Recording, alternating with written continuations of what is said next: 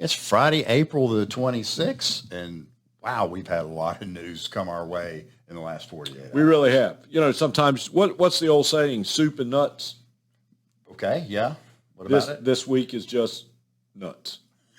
I don't recall the soup. I don't recall. I missed the soup. I missed the soup. I missed the plenty soup. of nuts. Plenty of nuts. Plenty of nuts this week to go through. Yesterday we had the numbers that the Fed doesn't necessarily like to see, where you have inflation going up and the economy, GDP, going down. Not a great recipe for lowering interest rates anytime soon, is it? One of those pieces is a good piece of information from a Fed's perspective. That is the slowing of the GDP. That's a good piece of information. That sounds bad, and it is bad for folks because that means things are slowing. But that is a way that the Fed can get interest rates down.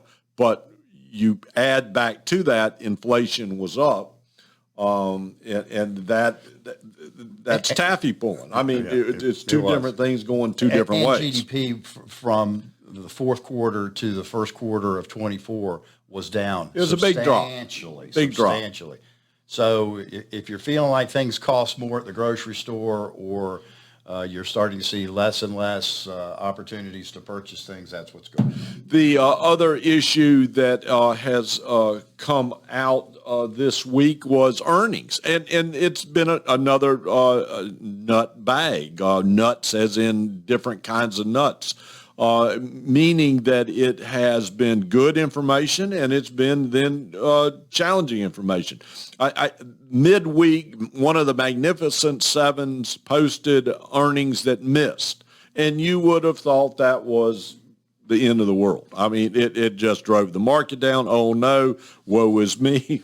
I love Gibbs' comment that, we are scratching our head a little bit. The Magnificent Seven has had such a huge run up. 99% in 18 months. Yeah. So to think it's not going to reset itself is a little nuts. It is going to reset itself. And one earnings came down in one of the Magnificent Seven.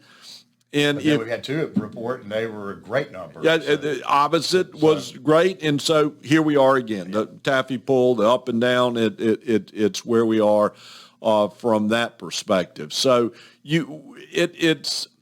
I won't say steady as it goes. It's bumpy as it goes. Remember when we have been saying keep our seatbelt sign is going to stay on because we're going to hit turbulence. That's where we are at this point in time. So we're continuing to maintain our outlook, and then the portfolio, the division within the portfolio from a standpoint of your risk tolerance to where we are now, because we're off the highs of risk tolerance to being more mediocre in our risk, and have been for the last couple of years.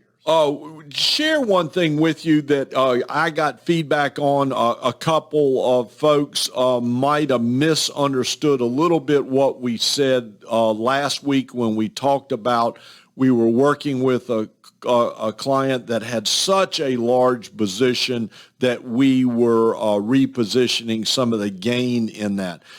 It was possibly considered by a few who got to me to say, hey, y'all must really be worried at this point in time.